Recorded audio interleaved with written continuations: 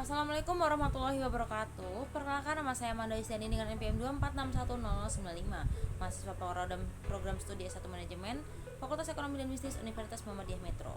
Pada kesempatan kali ini, saya akan memaparkan tugas UAS mata kuliah akuntansi biaya yang diampu oleh Bapak Kuncoro mengenai analisis biaya dan laba PT Garuda Food Putra Putri Jaya Tbk berdasarkan laporan keuangan tahun 2024 hingga 2025. Langsung saja saya masuk ke pembahasan.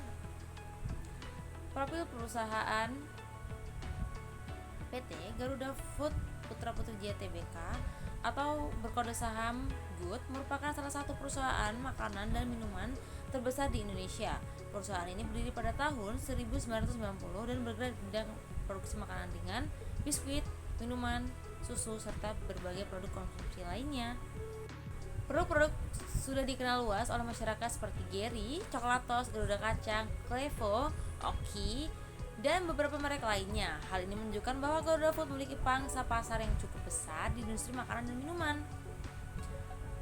Dalam analisis ini, sumber data yang saya gunakan berasal dari Annual Report PT Garuda Food Putra Putri Jaya Tbk tahun 2025, laporan keuangan konsolidasian tahun 2024 dan 2025, serta informasi resmi yang dipublikasi melalui website perusahaan. Karena seluruh data berasal dari laporan resmi perusahaan, maka hasil analisis yang disampaikan memiliki dasar yang valid dan dapat dipertanggungjawabkan. Alasan saya memilih PT Garuda Food Putra Putri Jaya Tbk karena perusahaan ini merupakan salah satu perusahaan FMCG terbesar di Indonesia yang memiliki banyak produk yang sudah sangat dikenal masyarakat seperti Garuda Kacang, Geri, Coklatos, Oki, dan Klevo.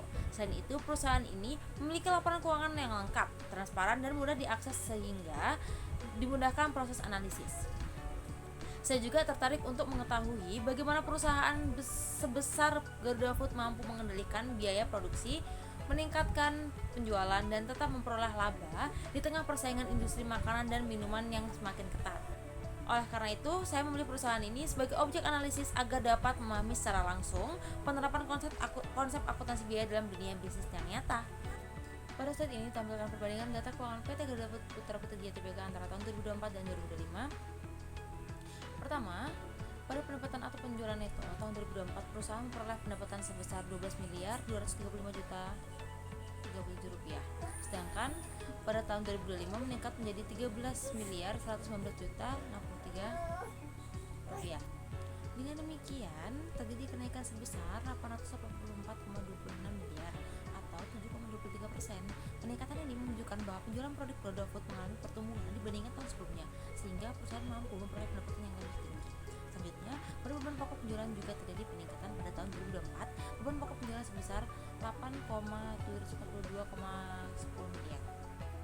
Kemudian meningkat menjadi 9,462,00 miliar pada tahun 2020. Artinya, terdapat kenaikan sebesar 719 miliar atau 8,24%. Kenaikan ini menunjukkan bahwa biaya yang dikeluarkan perusahaan untuk memproduksi dan menjual produknya juga ikut meningkat, yang dapat dipengaruhi oleh kenaikan harga bahan baku, biaya produksi maupun biaya distribusi. Kemudian, laba kotor meningkat dari 3,493 miliar pada tahun 2024 menjadi 3,657 miliar pada tahun 2025. Hal ini berarti terjadi kenaikan sebesar 164 miliar atau 4,70%, walaupun laba kotor meningkat, presentasinya lebih rendah dibandingkan kenaikan beban pokok penjualan, sehingga perusahaan perlu terus menjaga efisiensi biaya produksi. Selanjutnya, laba bersih juga mengalami peningkatan dari 687 miliar pada tahun 2024 menjadi 756 miliar pada tahun 2025. Terdapat kenaikan sebesar 69,4 miliar atau 10,5%.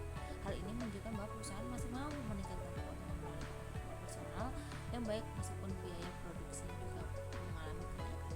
Pada saat ini ditampilkan analisis biaya dan laba berdasarkan rasio keuangan perusahaan. Rasio yang pertama adalah persentase beban pokok penjualan terhadap penjualan. Pada tahun 2024 nilainya sebesar 71,45%, sedangkan pada tahun 2025 meningkat menjadi 72,12%, sehingga terjadi kenaikan sebesar 0,67%. Hal ini menunjukkan bahwa biaya yang harus dikeluarkan perusahaan untuk menghasilkan setiap penjualan menjadi lebih besar dibandingkan tahun sebelumnya. Dengan kata lain, perusahaan menghadapi peningkatan biaya produksi, baik dari bahan baku, proses produksi maupun biayanya. Rasio yang kedua adalah margin laba kotor. Pada tahun 2004, margin laba kotor sebesar 28,55%. Kemudian pada tahun 2005 turun menjadi 27,88%, atau mengalami penurunan sebesar 0,67%. Penurunan ini menunjukkan bahwa keuntungan yang diperoleh dari setiap penjualan sedikit lebih rendah dibandingkan tahun sebelumnya. Kondisi tersebut terjadi karena kenaikan beban pokok penjualan lebih besar dibandingkan peningkatan laba kotor. Namun demikian, jika melihat hasil secara keseluruhan, PT Garuda Food Putra Putri Tbk masih mampu menjaga kinerja keuangannya dengan baik.